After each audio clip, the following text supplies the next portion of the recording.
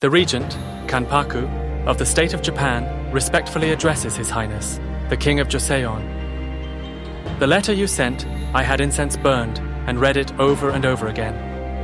In recent years, the 60-odd provinces of our country split into separate domains, disrupting the state's discipline, casting aside the rights handed down through the generations and refusing to heed the court's governance. Unable to contain my indignation, over the past 3 or 4 years, I struck down rebellious ministers and bandit bands and brought even the distant islands under my control. Reverently reviewing my own deeds, I am but a base, petty minister. Yet when my mother was pregnant with me, she dreamed that the sun entered her bosom.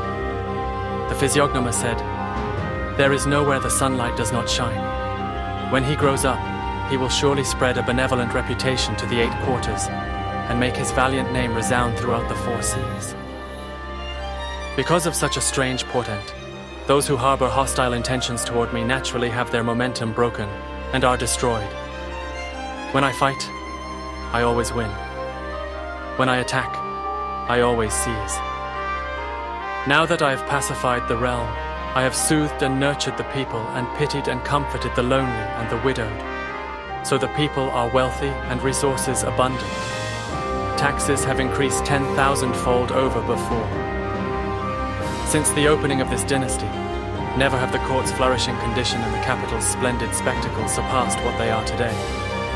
A human life does not exceed 100 years.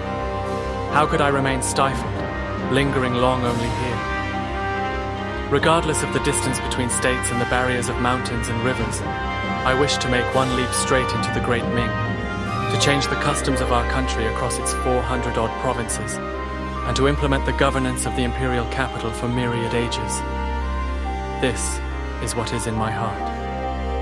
If your country will act as the vanguard and enter into allegiance to me, then, by having taken precautions for the distant, you will have no near troubles, will you not?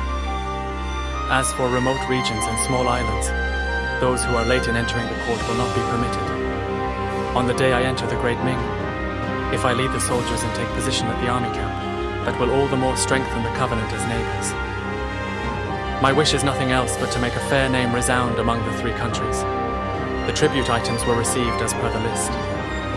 And as for those who oversee national affairs, I have replaced all the former men, because the official staff has been changed, and thus the titles are not those of before. So I will summon them and distribute the gifts. The rest is in a separate document. Please take good care of yourself.